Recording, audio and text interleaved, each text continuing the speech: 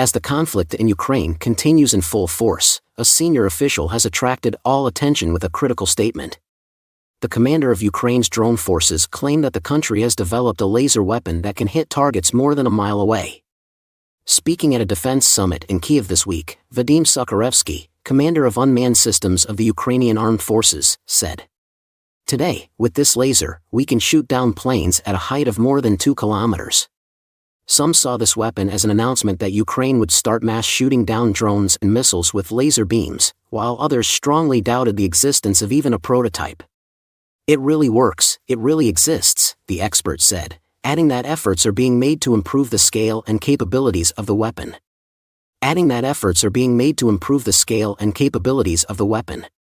The laser stands for Trizub, or Trident in Ukrainian, Ukraine's national symbol representing independence, strength, and unity.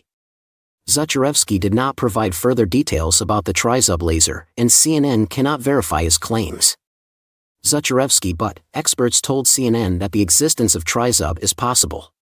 Patrick Semft of Armament Research Services, a technical intelligence consulting company specializing in munitions research, told CNN that while little is known about the Trizub system, it is entirely possible that Ukraine has developed a functional directed energy weapon, DW, capable of destroying some air targets. Semft pointed to the U.S. Navy Laser Weapons System, LAWS, which has been operating at similar ranges since 2014, and said, this can be achieved in particular by combining commercial, off-the-shelf source lasers with other existing technologies, he said. Semft explained that laser-directed energy weapons, DW, are particularly effective against the slow and low-flying drones deployed by Russia, as they are made of heat-sensitive and relatively fragile parts. Zenith said that low-flying drones, such as the low-altitude and fixed-flight pattern of the Garand II one-way attack drones, make them particularly vulnerable to continuous laser exposure, and that the weapon can concentrate energy to a specific point to destroy critical components. Semft added that such weapons have two key limitations related to how fast their targets move and how far the lasers lose energy as they move. He said faster-moving or heat-resistant targets are much more difficult to neutralize and require a more advanced system. Fabian Hoffman of the Oslo Nuclear Project, ONP, said that deploying an effective laser system against drones or missiles involves several technical challenges. These challenges include overcoming problems with the power of the laser beam and cooling of the system, atmospheric absorption and reflection of the laser beam, and a phenomenon known as thermal blooming. Thermal blooming occurs when the laser beam heats the surrounding air and causes it to diffuse, which reduces its power and effectiveness in causing damage to the target. Hoffman continued, to assess how effective it is in its missile defense role, we will need to see how it performs in practice. Only the US, China, and Israel are known to have laser weapons. The UK is also currently developing its own laser weapon system, called Dragonfire, which is scheduled to become operational in 2027. According to Reuters, former Defense Minister Grant Shapps said in April that Dragonfire could be used against Russian drones in Ukraine. In fact, if you look at the history of the development of laser weapons, it may turn out that their creation required astronomical funds, time, and proper scientific grounding. For example, the first comprehensive work on combat lasers was carried out in the US and the USSR in the 80s, but was closed due to exorbitant budgets and immaturity of technologies even for the Cold War. But with the passage of time, the technologies became more accessible. And in 2010 in the US, the YAL-747 aircraft based on the Boeing 1 has already destroyed a ballistic missile from an onboard chemical oxygen iodine laser. It was the result of 15 years of work and had an estimated cost of $5 billion. In 2014, the project was finally abandoned because its practical value was more than questionable. The aircraft was ultimately designed to counter ballistic missiles for the ABM system, but to do so, it had to be close to the launch site of enemy ballistic missiles. While YAL-1 was still in the air, the U.S. Navy decided to test a combat laser against drones and other threats, as it was considered low intensity at the time. The LAB US project led by Kratos switched from impractical chemical lasers to fiber lasers. The development time was 4 years. The exact cost is unknown, given that this laser is still in use. However, in 2018, Lockheed Martin received a firm contract for $150 million to manufacture and supply lasers for the Helios system, which have a power of up to 300 kilojoules and are designed for real combat work against all threats, including cruise missiles. In 2021, the first laser of this type was already integrated on an Arleigh Burke-class destroyer. In the same year, Raytheon received a $133 million contract to supply 4 Strykers with anti-drone combat lasers. In 2023, 2 prototypes were already scattered in the field with downed drones. While in 2024, 3 machines were already circulating in Iraq. So for all this time, the development of laser weapons was greatly reduced, both in terms of time and money. Moreover, the development of this topic was facilitated by commercial technologies. For example, the fiber lasers in LUs were actually similar to those used in laser welding machines. At the same time, the exorbitant cost of the high-precision positioning system stopped the costing. Because in addition to power, it is also necessary to accurately hold the laser spot on a moving target. And so, Chinese private companies, which somehow manage without a decades-long development school, are already actively selling them. At the same time, one of these laser complexes was fired in Iran, and therefore now, when it comes to the development of even a combat laser in Ukraine, it should be understood that the technologies necessary for this have already been developed and to some extent already exist. Therefore, Ukrainian defense startups are quite capable of carrying out such developments without the standard bureaucratic restrictions of peacetime.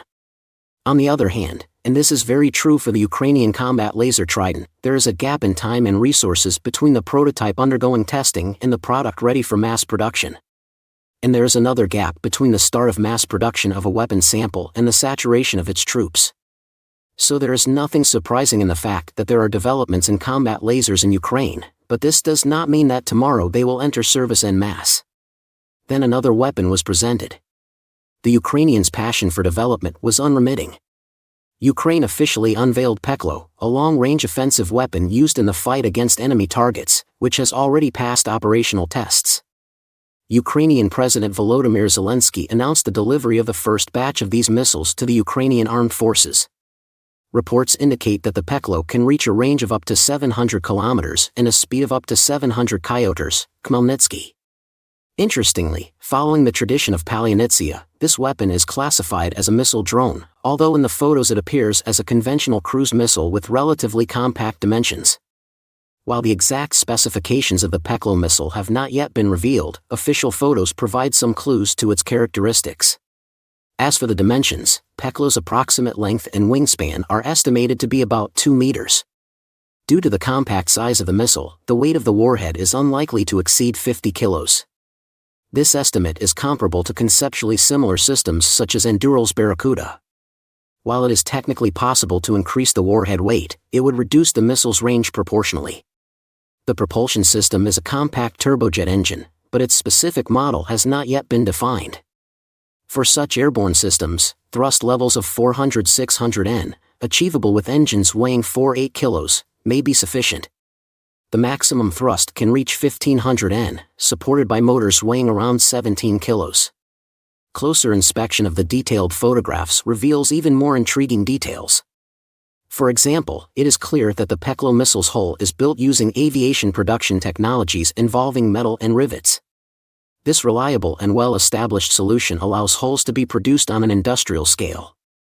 The hull consists of only a few large sections, which simplifies the installation of components and assemblies. As already mentioned, the motor is mounted externally. This design choice probably increases the ease of installation, saves internal space inside the airframe, and eliminates the need for air intakes. Equipping the Peklo missile with a fixed wing is a very practical decision. Attempts to make the missile foldable would only complicate the design, increase its weight, and potentially reduce its aerodynamic performance. The rear tail assembly is V-shaped to save weight. In addition, the control surfaces lack external mounts. This is a hallmark of a mature, jet engine-based design. A prominent ridge runs along most of the missile's fuselage, presumably acting as a structural reinforcement. The fuselage also features a small air intake, potentially for cooling internal systems. In addition, 2 round openings can be seen that could accommodate radome covers for satellite navigation antennas. This setup is feasible as long as the missile does not rotate in the air after launch to place the engine under the fuselage. If this is the case, it means that the missile is equipped with radio altimeters. A pitot tube can be seen in the nose of the missile, which is necessary to measure airspeed. This detail also sheds light on the navigation systems of the Peklo missile, which probably include inertial and satellite navigation and TERRORIZING or DESMAX systems to compare terrain or imagery with reference data. On the missile in the photos is the logo of the Army of Drones project, showing its connection with a joint initiative of the Ukrainian Ministry of Defense, the Ministry of Digital Transformation, the General Staff, the State Service for Special Communications, and United 24. The launch method is still a question mark. The long fixed wings suggest that it is unlikely to be launched from an airplane. Ground launches of jet-powered aircraft like this one require a rocket booster, usually attached to the bottom of the missile. A possible attachment point for such a booster can be seen at the bottom of the fuselage in the images. All in all, the Peklo missile is an example of a robust and pragmatic design that balances scalability and technological sophistication for industrial production. As we have seen, the Ukrainian authorities are working hard to produce weapons. In this context, the newspaper El Mundo, citing a source in the Ukrainian arms industry, reported that since the beginning of the full-scale occupation of Ukraine, a network of secret factories producing weapons has emerged. The source told El Mundo that some of these factories are located underground, while others are hidden behind immense landscapes. El Mundo's source also noted that the secret location of these factories is a particular concern for Kiev, as there are traitors among the factory workers. The construction of the network of secret production facilities was reportedly overseen by the Minister of Strategic Industries, Alexander Kamish. El Mundo reported that the factories are currently producing ammunition, all types of unmanned aerial vehicles, Cossack armored combat vehicles, Neptune missiles, and Stugna anti-tank missiles. According to El Mundo, production volumes have tripled since the 2023 launch. President Volodymyr Zelensky said in April that there had been positive developments in arms production, especially in the production of drones and shells. I am always grateful to every company and every manufacturer that provides our defense and security forces with everything they need, the president said. Alongside all these good developments, there have also been some complicated events. Ukrainian anti-corruption activists are demanding a criminal investigation into Ukraine's top defense agencies on charges of treason against the state for allegedly failing to fire or misfiring tens of thousands of Ukrainian-made mortar shells critical to the country's defense against Russian troops. The corruption charges plaguing Ukraine's defense sector also pose a potential obstacle to aid from Kiev's international allies and investment in the country's burgeoning defense industry. The Anti-Corruption Action Center, one of Ukraine's leading independent anti-corruption watchdogs, has submitted a petition to Ukraine's Internal Security Service, the SBU, calling for an investigation into officials in the country's defense and strategic industries ministries. In the state defense industry holding company Ukroboronprom. In its petition, the center said that officials in these government bodies committed a number of actions that prevented the intended use of mortar shells and damaged Ukraine's defense capability. Daria Kaliniuk, executive director of the center, emphasized in an interview, and from the facts that have already emerged, there can be no reasonable doubt that the authorities responsible for quality control were aware of the defect in the mortar shells, but deliberately allowed them to be sent to the Ukrainian armed forces.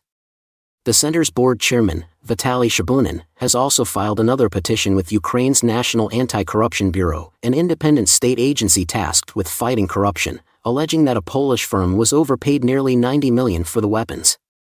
Shabunin wrote that the cases are two of the bloodiest corruption schemes in 2024. Last month, Ukrainian media outlets reported that a significant number of 120mm or mortar shells and a smaller number of 82mm shells that had recently arrived at the front line were defective.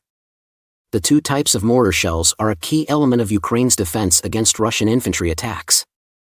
According to local media, soldiers in one unit said that only 1 out of every 10 120mm shells exploded successfully. The allegations come at a sensitive time for the government of President Volodymyr Zelensky.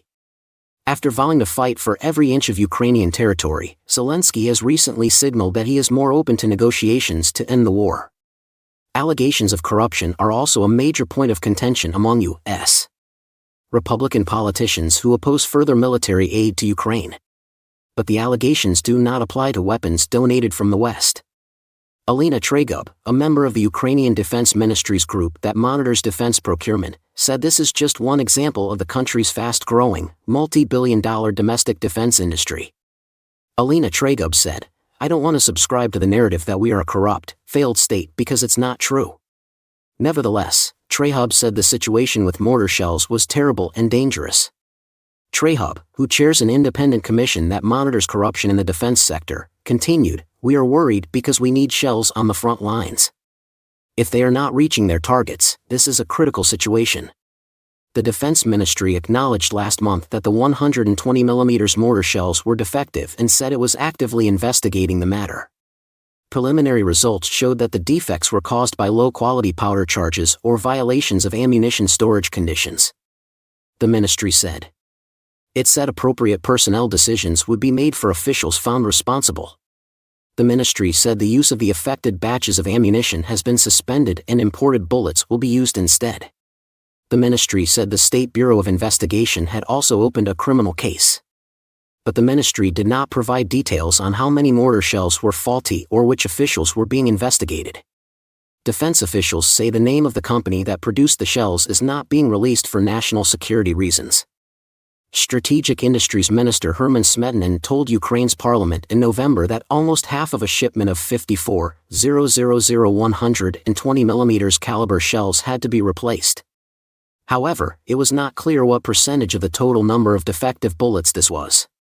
Ukrainian media outlets reported that the total number of defective 120mm mortar shells was close to 100,000. A Ukrainian defense official said, "The original contract was for hundreds of thousands of mortar shells, and now we have to import about 20% of that quantity." The official also said that the investigation into the production of the faulty shells is ongoing, but the company that produced them has not been blacklisted and is currently sending proposals to produce millions of shells of different calibers. The question at the heart of the anti-corruption agency's petition is whether Ukraine's quality control bodies were or should have been aware of the defects in the bullets. Kaliniuk, executive director of the watchdog organization that lobbies Ukraine's allies for needed weapons systems, commented, "The flaws of the mortar shells were obvious to anyone who has worked with this type of ammunition. And those on the production lines and those in the competent government bodies clearly knew about it." Kaliniuk said the center did not blame the entire Ministry of Defense or the Ministry of Strategic Industries, which oversee Ukraine's domestic military production, but instead blamed officials in these institutions who were involved in the decision-making process regarding the contract to produce mortar shells. Oleksandr Zavitnovic, who chairs the Parliament's Committee on National Security, Defense and Intelligence, and is a member of Zelensky's political party, said that defective shells would be replaced at the manufacturer's expense, and that quality control has been intensified at all production facilities. Those involved in Ukraine's domestic arms industry are also concerned about the impact that allegations of poor quality control could have on Western investment in Ukraine's defense industry. As Ukrainian officials brace for severe cuts in Western military aid next year, Kyiv's international partners are funneling hundreds of millions of dollars to Ukrainian arms manufacturers. Some $800 million of this money is coming from the United States to help Ukraine build long-range drones. Kyiv also hopes to become a major arms exporter in the coming years. Marina Bezrukova, head of the Defense Ministry's Arms Procurement Agency, said, "Even one wrong procurement can destroy the trust of Western partners. We must correct the mistake and show that this situation will not be repeated in the future." Sometimes there are production errors and technological mistakes in the US and Europe. It also happens in Ukraine because we are under pressure and we are a country at war. What Bezrukova said was recognized by many people. Anyone can make mistakes. The Ukrainian authorities may have made some mistakes because of the mess they are in at the moment. The important thing is that this is seen and corrected soon. Thank you for following us.